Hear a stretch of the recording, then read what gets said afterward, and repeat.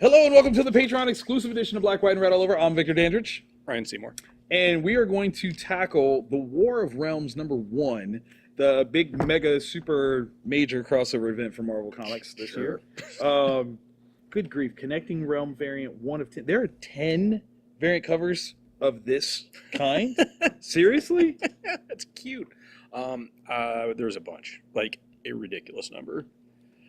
You know, there was a time when variants and speculative market stuff really put Marvel on that teeter of going out of business. Yeah. Let's not go back to that, guys. Just put out a good story. That's all we really want. That is so true. Okay, so we've got Jason Aaron on writing. Yep. Russell is doing the artwork, and clearly, if you have been reading the Thor series, Yes. you know they're a carryover from that. Jason Aaron obviously has been continuing to write it, but Russell has kind of taken a break, presumably to do this. So, all right, let's start off with this first page. In the beginning, there was only darkness, the great unending nothingness of the yawning void. Did Russell get paid a page rate for this one? What do you think? I would have demanded it. I mean, if it's in there, like... I drew it. Right. Like, it's a whole lot of black, but... You know what I'm saying? Maybe. Did the colors get paid a rate? You would A think. page rate for this? I mean, that's a lot of color. right? You know, 2 of them at least. There's a gradient. There's a lot there. Taking the piss. We open up with this beautiful map of the 10 realms, and what I love is that for the longest time it was the 9 realms. We knew it was the 9 realms, but the introduction of Angela has added in a 10th realm. The realm of heaven. Which is amazing. I love how they misspell it. Yeah. I'm always going to look at that as misspelling. It's Like, Heven, like 7, but heaven. Get it? I wonder why they did that. Like, was there... Is heaven trademarked? I don't know. That's what my question is. There's got to be a reason for it. Or by spelling it this way, can Marvel trademark it? That's probably closer. Yeah. Because Disney's like, we can trademark stuff, right? And they're like, there's certain things you can't touch. Yeah. Guys. I want to know. All right, so how familiar were you before Jason Aaron's run with all of the different realms for Thor? Enough to be dangerous. Okay, Like, all right. I couldn't say the name, but I knew, like, oh, these dudes come from here. So I dig it. Those of you that have watched Infinity War will be familiar with Nidavellir, the realm of the dwarves that make stuff because they're awesome. All right, so the last realm standing. Wow, this is a whole host of people here. It's kind of an interesting mix of forces. The Asgardians, the heroes of Midgard, right? Malekith's forces. Say that one 3 times fast. No. Yeah, no, because I'm going to cuss. Yeah. Someone's going to appear and it's going to be terrible. Like, oh, he's back. He did it again. All right, so we start off in Asgard. It's looking pretty lonely right now. Yeah, because this is coming off of Mangog just destroying. Dude, Mangog brought some heat. Yes. Brought some heat. It literally took everyone to stop Mangog, and he barely did. It caused the Realm Eternal to look a little dour. Yeah, Bifrost is absolutely jacked. Yeah, it looks like a broken lollipop that got dropped on the floor and is all gnarly and jagged. And you're like racing one of your kids, be like, don't put that in your mouth. Yeah, but you really want to. Yeah. And then you want to still run even though you're going to trip, fall, and cut your mouth open. Yeah. I've never done that. But, yeah, I know that feeling. Yeah. I know that. So we see Odin, Good King One Eye, is all alone in Asgard. Asgardia, actually. Or no, it is Asgard again. Yeah. That's right. And he's lamenting his position. Like, he wants to do the Odin sleep. Can't. Yeah. It's too quiet. It's like, dude, sucks to be you. Like, you basically drove everyone away. You know you did. Yeah. Because you're Odin. But yeah, his powers seem to be waning quite a bit, man.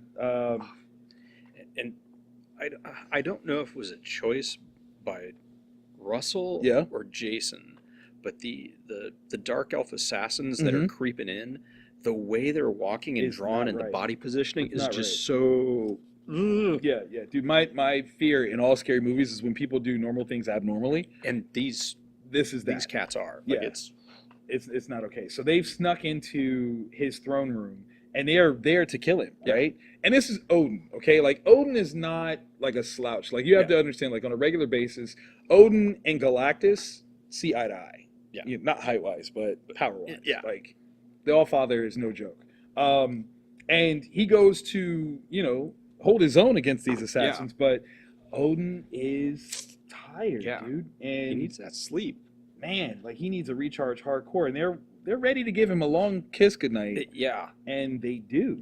Like, and it's more than just like, oh, we stabbed him enough, he's dead. No, it's the shunk. It's the shunk that really gets me. That's just, I mean, like, they keep stabbing him in the back, in the belly. And what's jacked up too is they're going after the crows. Right. So, like, that's, dude, who does that? Right? Like, what do the crows do? They just talk to Odin. That's it. That's it. They spy on things and they talk to Odin. You're going to kill the crows. And you're just chunking up. Oh, that's messed up.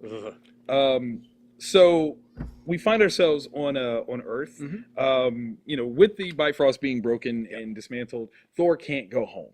You know, the Asgardians have made their way to Earth, and that's where they're kind of hiding out. And he's hoping that by chucking a hammer into the great beyond, that he's going to pull forth some level of a connection to a way home. He is now the god of hammers. Is that right? Like, I want to say that that's what it is.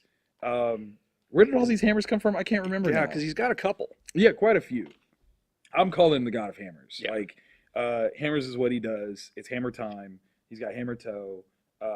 It's a lot. So while he's waiting, because every night he comes and he throws a hammer, nothing happens.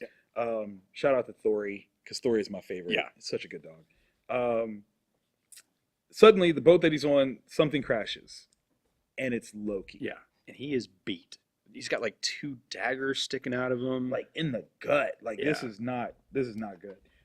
Anyone that's a fan of Tom Hiddleston as the way that he's drawn to look like him. as Loki, Russell has captured his likeness perfectly.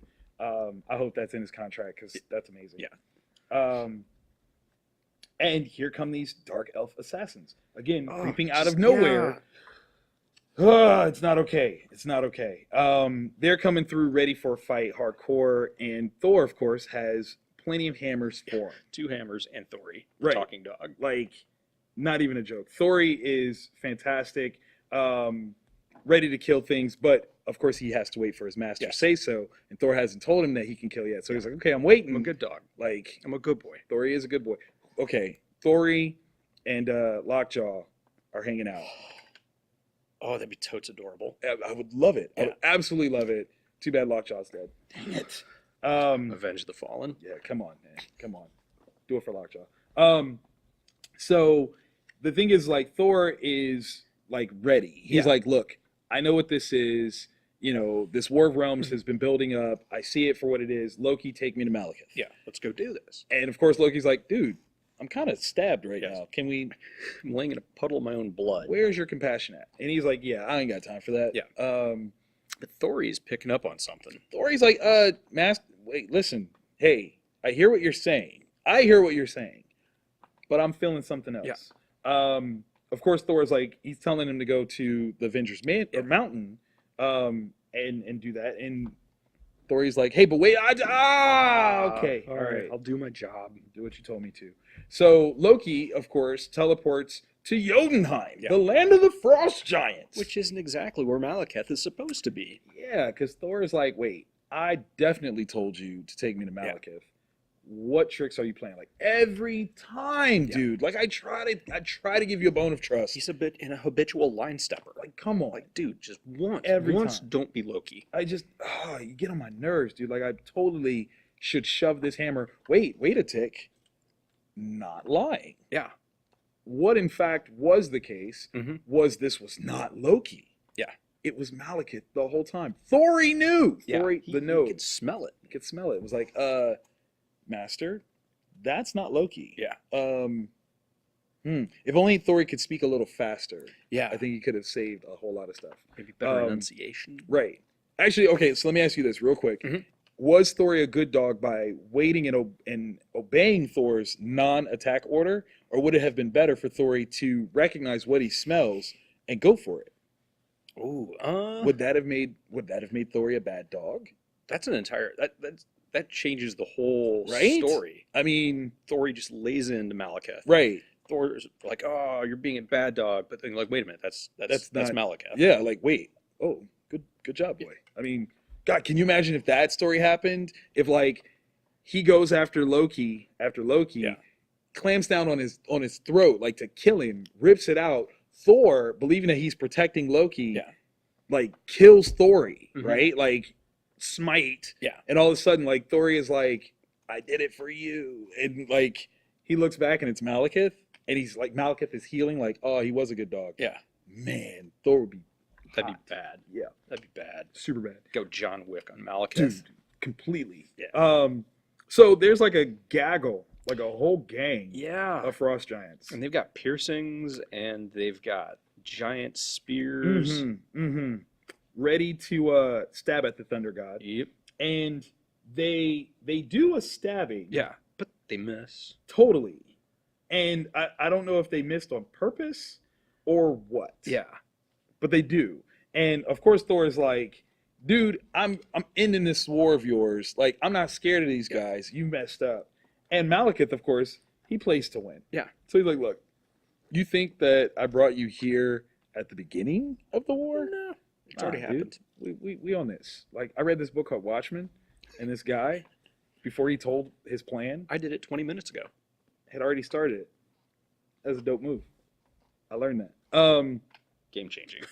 Like from there on out, like every supervillain in every comic is like, He's just like, oh, all I had to do was do it first. stop Oh. monologuing. Got you. Dang Got it. you. Samuel Jackson told me that. So we go back to New York. We're in the Bronx. It's Spider-Man swinging around. Yeah. I feel kind of weird about Spider-Man being in the Bronx.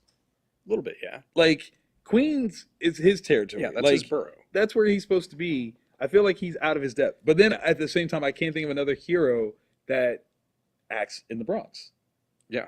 So, like, Cap was from Brooklyn, Mhm. right? You got Hell's Kitchen, which is just in Manhattan area. So Daredevil's there. Harlem is where Luke Cage is. Nobody's loving the Bronx. Yeah, You know who also gets no love? Hmm. Staten Island. that's true. Yeah, nothing at all. Wonder Rude. why. Just rude. Or maybe that's where Tony Stark lives. Maybe. I don't know. Hmm. Kind of rich. I got nothing. All right, so Peter's swinging around, and in true typical Peter Parker fashion, is talking to himself. Yeah. Which is great. And is lamenting on the fact that this has been a pretty good day. Yeah. Like, Got a free burrito coupon. Right? Nobody's tried to kill him. he's like the Ice Cube of superheroes right Yeah. now. And he's like, but sure enough, I know when everything's going right. Yeah. Spider sense goes off. 3, 2, 1. The worst spider sense of all time. And he happens upon Lady Freya. Yeah. Thor's mama. With freaking dark elves all around her. Now, this woman, this goddess, Mhm. I adore her. She's actually like my low-key favorite. And not just because Rene Russo played her in the movies, but kind of. She holds her own on a level that Yeah. you have to respect her. Yeah. Period. Like, don't sleep on Lady Freya because that'll be your hind parts. And Spidey shows up, and of course he's not necessarily sure Yeah. what the sitch is. He just recognizes there's some danger. Yeah. I need to intervene. And of course the Dark Elves help out. Yeah. By stating, let's kill him. Which is usually a good indicator of I must stop this person from killing me. Bad guy alert. And in the conversation of things, real quick, fast, we found out that Thor has spoken a lot about Spider-Man. Yes. Not necessarily highly, Yeah. but a lot. He is known. Yeah. And Yeah. while they are making short, quick Mhm. work of these dark elves, suddenly they are joined by a trio, a Warriors 3, if you will, Yes. of ladies. Lady Sif. Mhm. We've got Hildegard and Jane. right. All wielding, some weaponry, Yeah. having fought a couple dark elves themselves, and recognizing that the queen was possibly in danger. Yeah. So they're like, okay, We've this is saved handled. Let's go back, retreat a little bit. Okay, so we were talking before that this has felt so strongly rooted in the Thor mythos, and it clearly is, Yeah. but almost to a detriment because we're not really seeing the range and realm Yeah. of this filling into Midgard. Yeah, like if this is going to be Marvel's big giant crossover event book, Right. It needs to. It needs to spill over into big time titles with big time characters. Yes. And while the Spider-Man piece is cool, it does quickly go right back into focusing on Thor stuff. Yeah. And I think this page, where the staples lie, and so that's literally the middle of the book, is where we really start to see the impact spill into the actual Marvel universe. And because you would think, like with Doctor Strange, this feels like something important that he would need to know about. Not only that, but he should have been target number 1. Right? Get him off the board. Quick, man. Like, I mean, in terms of scale of dimensions, Strange has got to be somebody that you know not to mess with, or you know that you need to get off the board as quick as possible. Dark elf magic has got to be something that he's trained against. Yeah. The Ancient One couldn't have left that out. I mean, like, what kind of fail would that be? But we see Doctor Strange react. We see Daredevil react. Wolverine reacts. Punisher reacts. Because he's in New York. Right. Murdering people, because that's what he does. That's what he does. Again, dude, I mean, not for nothing. I am not Jason Aaron. Never would I ever say that I'm a better writer. I'm not even allowed to really like look at his books and make statements. But having said that, imagine if this was page 2 and 3. Yeah. Right? This is page 1, 2, and 3. Yeah. Because this, like the beginning stuff, could have just been in Thor. Right. And then when this opens up, you're like, holy crap. Oh my God. Like we're kicking into high gear from the word go. Yeah. And there's, I mean, what else can you say? I mean, we literally are seeing invaders from every realm. The ice giants, the Muspelheim, little fiery demon things, these rogue angels from heaven. I mean, these are some wild creatures, man. And they're just running down the street. Attacking anything. Yeah. Everything. What I absolutely adore is this piece with Frank. Listen, Frank Castle in recent, years has gotten a great spotlight. Yeah. And while this is not, Cosmic Ghost Rider Punisher, this is still like a definite dope Frank move where instead of like jumping into the fray of fighting the Frost Giants, first he's going to finish the job that he's on, which is to murder a murderer. Yeah. And he does. He does, without looking. Yeah. Like a no-look pass of a bullet to the brain. So nonchalant. Like that's just what I do. It's a Tuesday. I love it. Like, this is so real. But I can definitely see him jumping into this fight without any hesitation whatsoever. 100%. Like, it's real. We are seeing everyone get involved here. And again, dude, like, I feel like this is definitely one of those moments where if this was the focus early on, we have a very different story. Clearly, Thor made it to Avengers Mountain. Yeah. Told him what's going on because they Avengers show up are there. Right? It is the current run of Avengers that Jason Aaron is still writing. So Blade is on the team. I do feel like that would have been a fun thing to really kind of focus on as well. Yeah. Because they still kind of feel like bit players in this whole thing. Yeah. And they're the Avengers. Like, right? That's the thing. It just I have to question. Wait, where are we when it happens? Oh, I guess we gotta. Oh no, there we go. Yeah. When Daredevil questions who the Avengers are, that might be the most un-Matt Murdock thing I think I've ever read. Yeah. The most un-Matt Murdock thing. Matt Murdock is not one to challenge anyone's virtue. Yeah. Like, I can't see it. Yeah. And, like if they're vetted by Cap. Right. You know what I mean? Like, that's crazy. And for the notion of him to say those are the Avengers and it's Cap, She-Hulk, and Blade. Yeah. Maybe you say that about Blade. Maybe. But like, he's on the Avengers, but She-Hulk? She's a known quantity. Like, completely. Yeah. Cap? What? Yeah, there's no question there. Like, what are you doing? It also seems as maybe these fights are taking place in different areas because, like I said, Cap is clearly there, so you don't question the Avengers. Black Panther's there, you don't question the Avengers. But Captain Marvel and Iron Man are in this fight as well. Yeah. What is the question here? Yeah. I don't understand. Yeah. It's an interesting choice. It's kind of weird. It's like trying to add a little bit of levity into a situation that Doesn't not, need to and happen. not from him. Yeah. Maybe from Peter. Yeah. Like I could see Parker jabbering and saying some Yeah. stupid stuff, but not Murdoch? these guys. No. Okay, so this is a great moment. Cap and Freya back to back, fighting things off, ready to hold it down. The trolls loving She-Hulk. Yeah. Which is That's so it's a hilarious. That's so hilarious. And then we see this Dark Cabal of figures. It's a wrecking crew. It really is, man. I mean, because like Ulick, Curse, Malekith, Enchantress. Yeah, right? this is just Surtur. Like these are some problems. Yeah, these are some severe problems. The new lords of Midgard. Mm-hmm. So clearly they've been promised this land. Yeah. As payment for what they're doing. Captain America, ladies and gentlemen, has the best response to any villain monologue ever. It is the same response. You know what his response is going to be. You catch a shield to the face. Yes. You get a katang, okay? You get katanged. That's what's happening. And, I mean, again, man, come on. Look at this lineup. Yeah. This lineup is not It's ridiculous. Joking. It is not joking. Captain Marvel, She-Hulk, Black Panther. Freya, Lady Sith isn't it? Come on. Yeah. This doesn't make any sense for Matt Murdock to challenge anything. So, okay, Frost Giant shows up, actually claps down a bunch of people that I don't think that should have happened at all. Yeah. Is that wrong of me? Am I? But again, this again sets the stage for it to be Thor-centric. Yeah.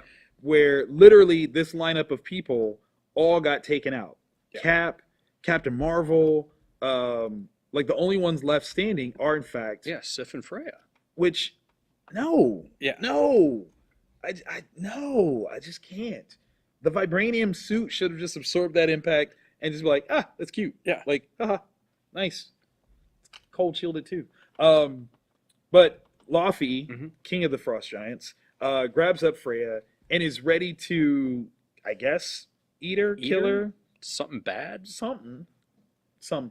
When all of a sudden his hand gets cut off. Yeah. And it's his kiddo. Good old Loki, alive and well, looking a little ready for some action, some kind of violence. Malekith, of course, recognizing that Loki has chosen a side and not his side, so he's feeling a certain kind of way, goes to attack him, and is like, "Look, we could have worked together. We could have found a way, but you had to be you about it, jerk face." Of course, I love that Loki makes fun of his tiger. Like that's hilarious. It's a bog tiger. Yeah, like you're like, show some respect, sir. Doctor Strange shows up, and while I feel like this appearance was supposed to mean something, it literally means absolutely nothing. Yeah, really quick, and I don't understand. It's like why a panel, and then right. Yeah. I don't understand what this was supposed to be. Like he shows up, casts a spell to separate them. Yeah. There's actually a typo. Did you catch that? That's not the right spelling. Yeah, interesting. No, I'm judging everything. Yeah, he shows up and then it's like he did a thing and then he leaves. Yeah. And I can't figure out why he left. Like it's clearly not over. Malekith is still there. It's weird. It's so thrown in. Right. It's so weird. So in some way, shape, or form, I believe that Loki can see the future. Reason why is in this moment after Doctor Strange's intervention, there's a moment of peace. Yes. Where Loki and Freya have a moment to talk. Yeah. And she's like, look, you're going to have to do more than cut off your dad's hand to make me trust you. Yeah. He has a long rap sheet of stuff that's sketchy. Right. Like you've done too much. And he's like, well, this will probably help. And it leads to a quick little chat between him and his dad that ends with him getting chewed up and eaten by his dad. Laufey eats him. Because Laufey eats people. That's his thing. It's his shtick. It's a weird thing, but he does it. But what I don't understand is that this has to play into something in the future. It's gotta. Because, you've now shown that you can be trusted, but you're dead. Right. Okay, that's craptastic. Yeah. The other thing that has me kind of feeling a certain kind of way is the entirety of this collected Avengers set. Just watch that happen. Yeah. No one tried to do anything to stop it. Yeah. And I mean, we've got flyers on the team. We've got all kinds of stuff. Yeah. I mean, Ghost Rider. What happens if Laufey sees the penance stare? What is that? Yeah. To a frost giant, that's got to suck. Yeah. Right? Like, there's got to be a ton of stuff that we just not want to. So yeah, this is kind of, it's kind of a weird bag there. Yeah. But they are going at it. I mean, this war is far from over. Yeah. Everyone is fighting, and Tony, of course, the genius that he is, points out the obvious, that clearly they could really use a Thor right now. And where is Thor? He's fighting them frost giants. Yeah, like lots. In fact, he's quite literally slaughtering frost giants. I mean, he's nearly caked over in frost giant blood. Yeah, it's which I really feel like would be kind of viscous, like a jelly. Yeah, it's not a normal maybe a little blue raspberry flavored. Yeah, definitely that. And he's ready and wielding hammers and is calling down the thunder and is swearing basic vengeance. Yeah. And that's kind of a weird place to end it for me. Yeah. Because Thor's clearly not in trouble. Yeah. Like, there's no one that's threatening him right now. Yeah. Like, his only issue now is trying to figure out how to get home. Mm-hmm.